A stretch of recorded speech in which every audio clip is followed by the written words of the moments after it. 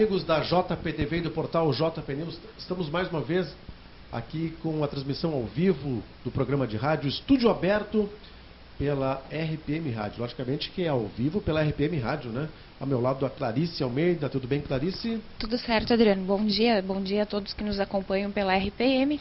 E bom dia, boa tarde, boa noite, como já diria seu João, aos internautas, né, que irão assistir o nosso programa a qualquer hora do dia ou da noite. Bem, a primeira notícia chega agora com o nosso repórter Henrique Heckler, que acabou de voltar lá da zona ribeirinha de Montenegro, no Porto das Laranjeiras, e a primeira tentativa de demolição da chaminé do Renner não funcionou, né? Falhou. Pois é, existia toda uma expectativa, né, em relação à destruição dessa chaminé, que marca o início, né, da demolição desse prédio que virou um símbolo aqui no município. Chegamos a postar hoje pela manhã a notícia de que a chaminé viria abaixo, né, mas falhou, né? Falhou.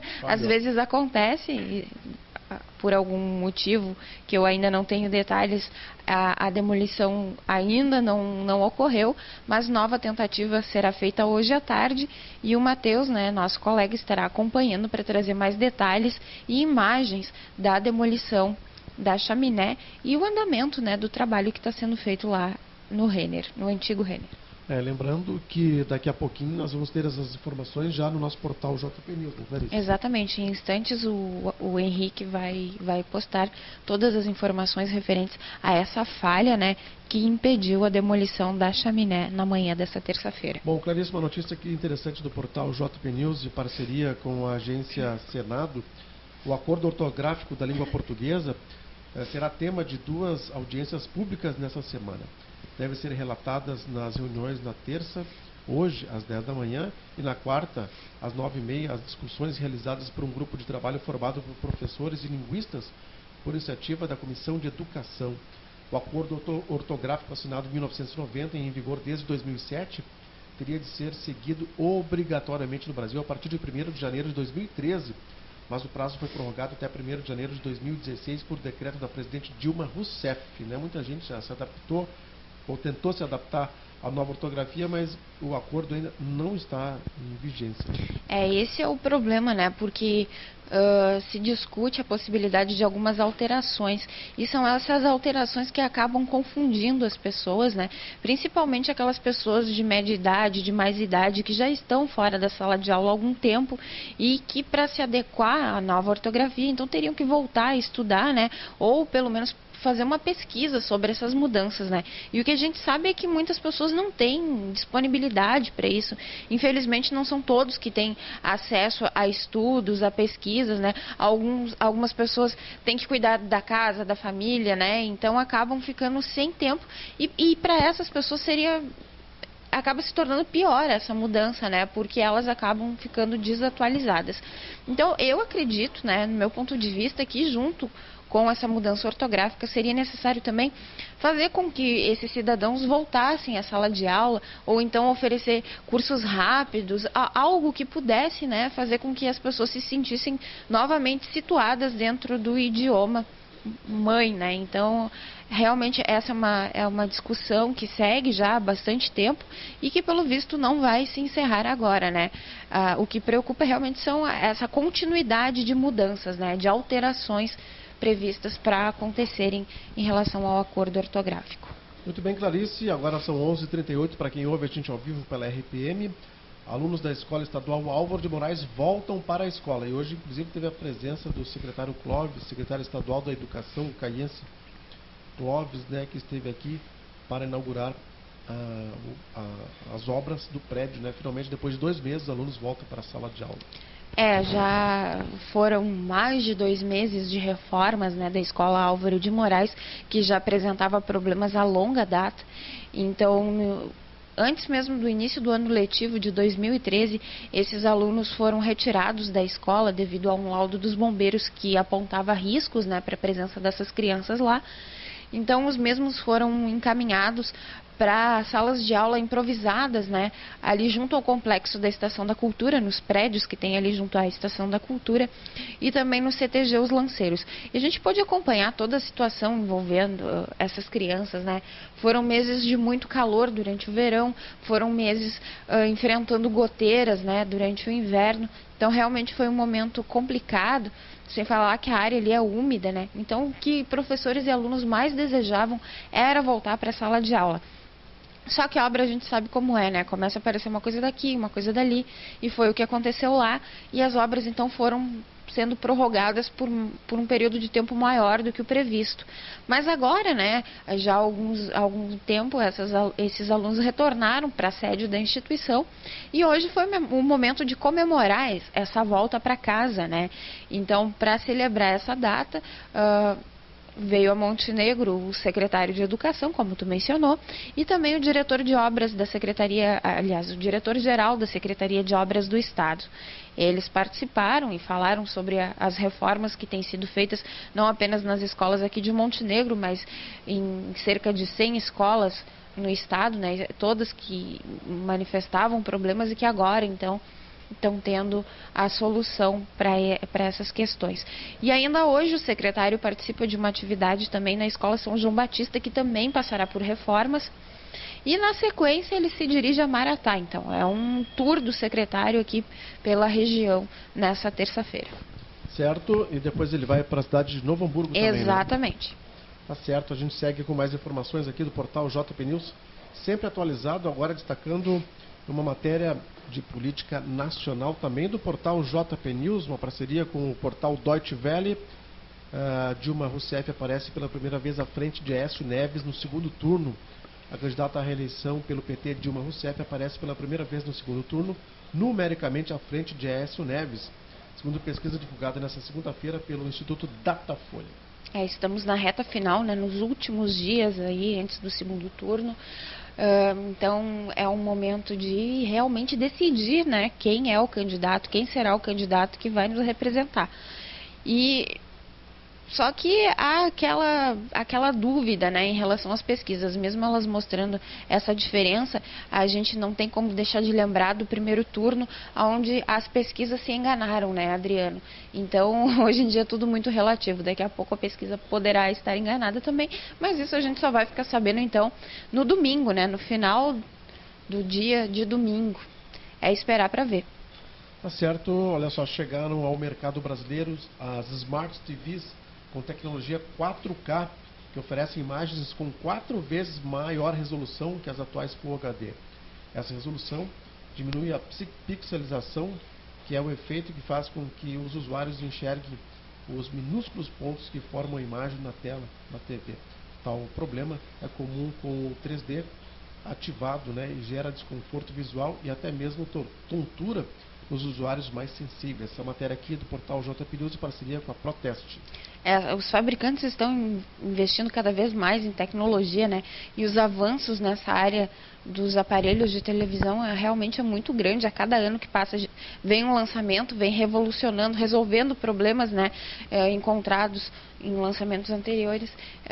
Bom para o consumidor, né, porque está sempre tendo essa atualização. Bom por um lado, ruim pelo outro, né, porque esses aparelhos, sempre que são lançados ao mercado, vêm com um valor bastante expressivo. Então não são todos que conseguem o acesso.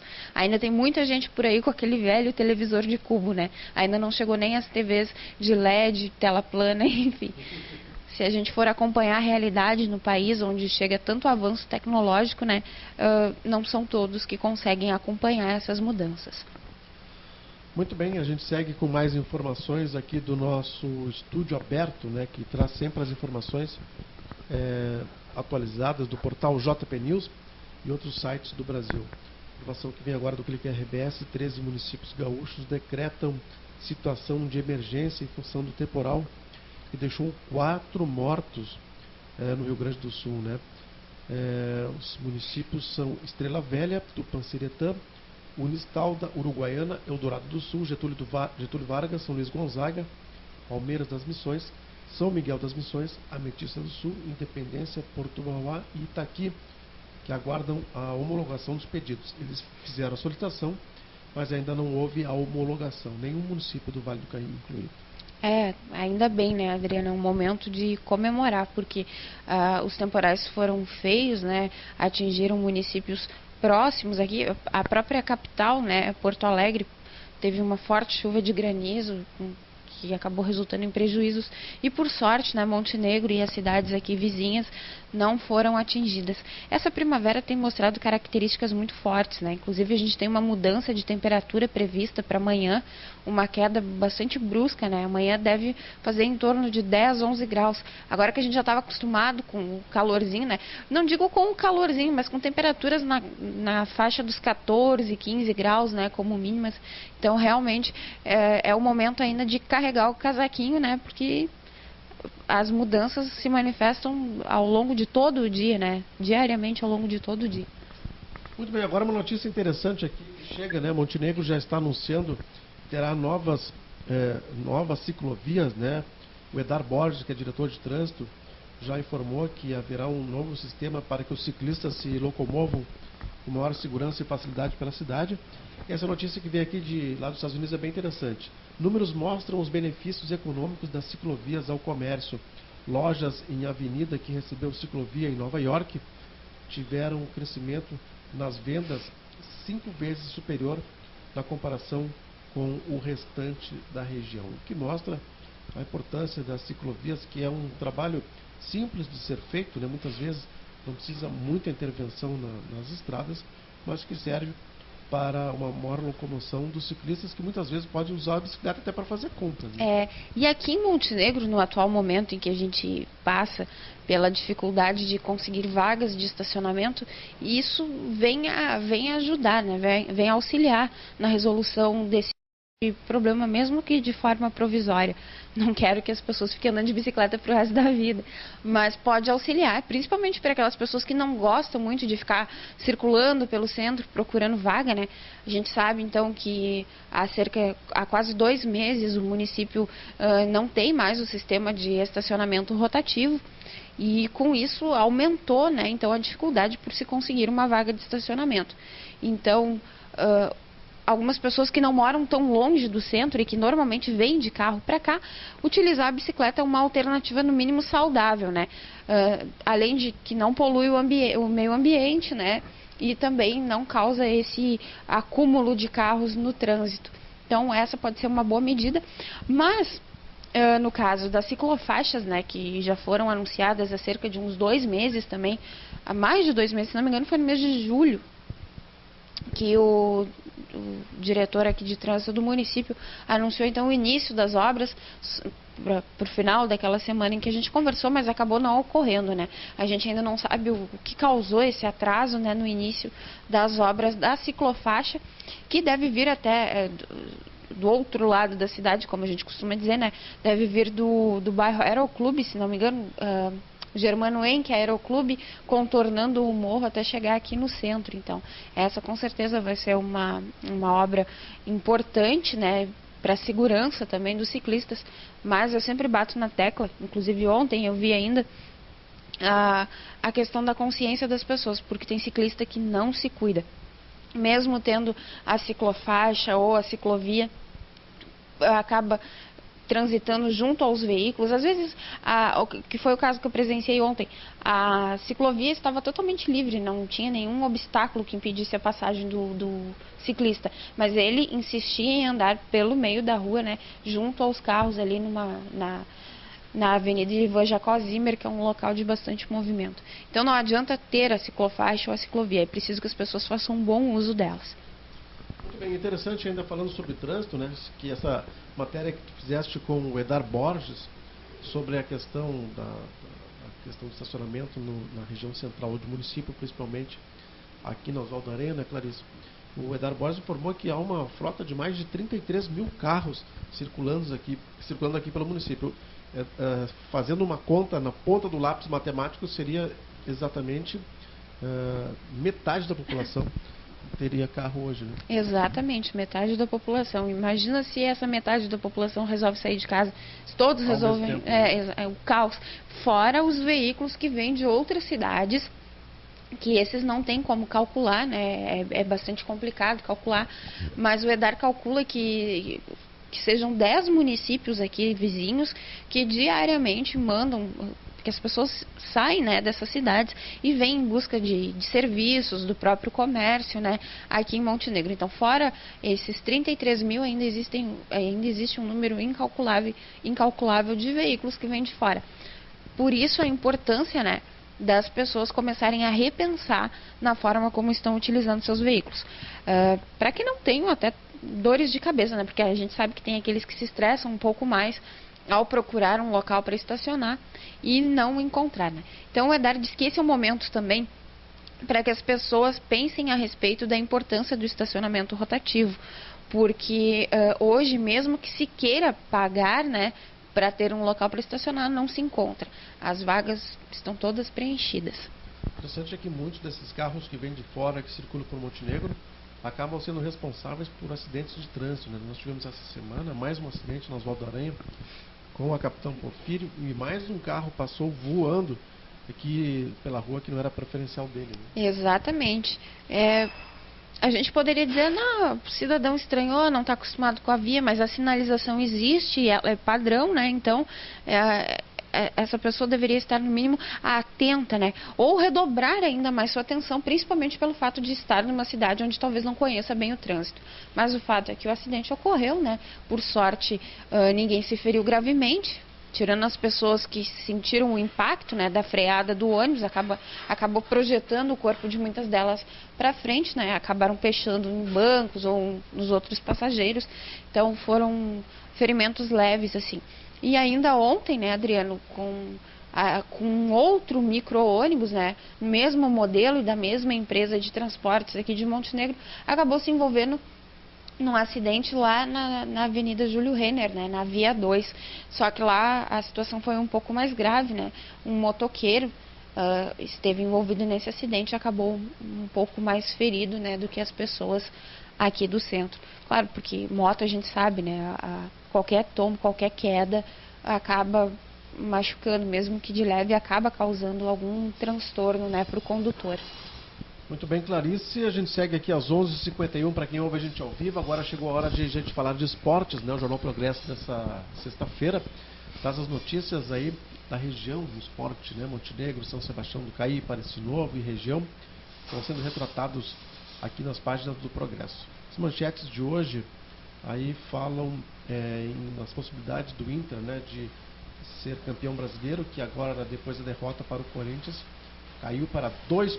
E o Grêmio, após empate no sábado, tem 29% de chance de chegar à Libertadores. É a matemática aí nessa reta final do Brasileirão. Realmente, é hora de correr, né? De correr atrás da bola e marcar os gols para garantir resultados positivos. Porque ultimamente, mesmo com os treinos, né, a dupla Grenal não tem tido aquele desempenho que se esperava. Vem de uma vitória, de uma derrota, de um empate, mas não consegue estabelecer aquele ritmo, né, de vitórias, que é o que toda a torcida espera.